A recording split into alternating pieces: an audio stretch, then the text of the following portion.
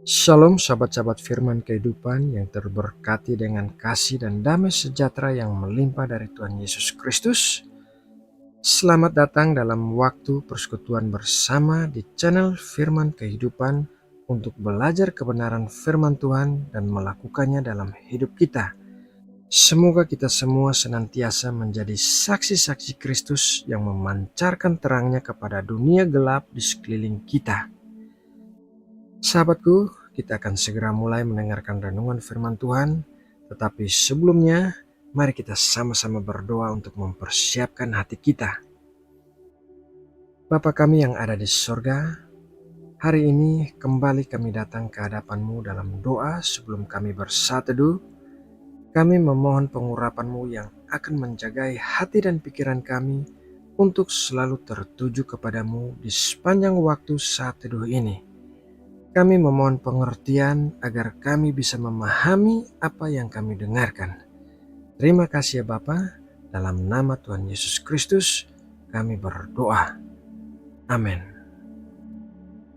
Sahabat firman kehidupan yang dikasihi Allah, Kitab Imamat menuliskan tentang berbagai macam peraturan ibadah yang harus dipatuhi oleh bangsa Israel, termasuk diantaranya mengenai kekudusan para imam.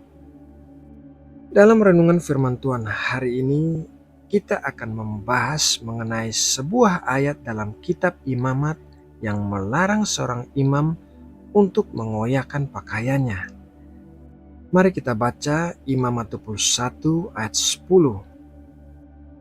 Imam yang terbesar di antara saudara-saudaranya yang sudah diurapi dengan menuangkan minyak urapan di atas kepalanya dan yang ditahbiskan dengan mengenakan kepadanya segala pakaian kudus, janganlah membiarkan rambutnya terurai dan janganlah ia mencabik pakaiannya. Mencabik pakaian atau mengoyakkan pakaian merupakan sesuatu yang biasa dilakukan oleh bangsa Israel apabila mereka merasa berduka cita atau putus asa. Di dalam Alkitab, kita bisa membaca tentang Ayub yang mengoyakkan jubahnya di saat mendengar tentang bencana yang menimpa segala harta miliknya dan kematian anak-anaknya. Kita juga bisa membaca tentang Daud yang mengoyakkan pakaiannya saat mendengar tentang kematian Saul dan Yonatan. Mengoyakkan pakaian adalah hal yang biasa sebagai ekspresi kesedihan yang tidak tertahankan. Meskipun begitu, Tuhan melarang para imam untuk mengoyakkan pakaian mereka, dan peraturan itu berlaku juga bagi kita karena kita disebutkan sebagai imam-imam dalam kerajaan Allah. Mari kita baca dalam Wahyu 1 ayat 6. Dan yang telah membuat kita menjadi suatu kerajaan, menjadi imam-imam bagi Allah Bapanya, bagi Dialah kemuliaan dan kuasa sampai selama-lamanya. Amin.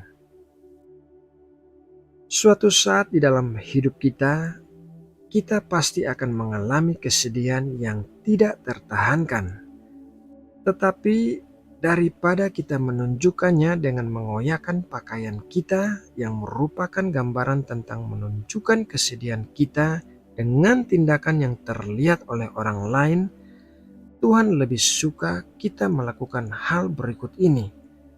Yoel 2 ayat 13. Koyakkanlah hatimu dan jangan pakaianmu. Berbaliklah kepada Tuhan Allahmu, sebab Ia pengasih dan penyayang, panjang sabar dan berlimpah kasih setia, dan Ia menyesal karena hukumannya. Mengoyakkan pakaian kita pasti akan terlihat oleh orang lain, tetapi mengoyakkan hati kita hanya bisa dilihat oleh Tuhan. Cara kita mengoyakkan hati kita adalah dengan berlutut dan berdoa kepada Tuhan. Kita datang kepada Tuhan dengan membawa segala kesedihan dan persoalan kita.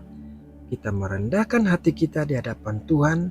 Kita membawa hati kita yang hancur kepada Tuhan. Sahabatku yang terkasih, saat Paulus dan Barnabas mengunjungi murid-murid di Antiokhia, mereka melakukan hal ini.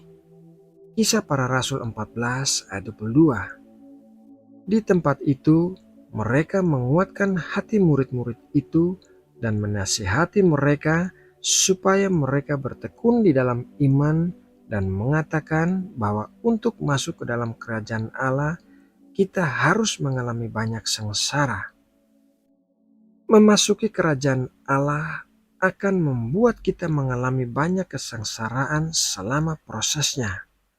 Akan tetapi, kita bisa selalu mengoyakkan hati kita di hadapan Tuhan dan memohon belas kasihan serta pertolongan Tuhan. Kita bisa selalu bergantung kepada Tuhan, bukan mencari simpati dari orang lain dengan mengoyakkan pakaian kita agar dilihat oleh orang lain. Tuhan ingin kita datang kepadanya secara pribadi setiap kali kita mengalami kesedihan yang tidak tertahankan di dalam hidup kita. Sahabat firman kehidupan yang dikasihi Allah, demikianlah renungan firman Tuhan hari ini. Marilah kita bertekun dalam pembelajaran firman Tuhan setiap hari, agar kita bisa bertumbuh dewasa di dalam pengenalan akan Tuhan. Mari kita berdoa. Bapa, terima kasih untuk persekutuan yang indah bersamamu dan saudara-saudara seiman kami. Kami percaya Engkau bisa memakai semua media untuk berbicara kepada kami, termasuk media sosial seperti channel ini. Berkatilah setiap orang yang mendengarkan firman-Mu dengan kesungguhan hati, dan berikanlah kekuatan untuk bisa melakukan kehendak-Mu di dalam hidup mereka.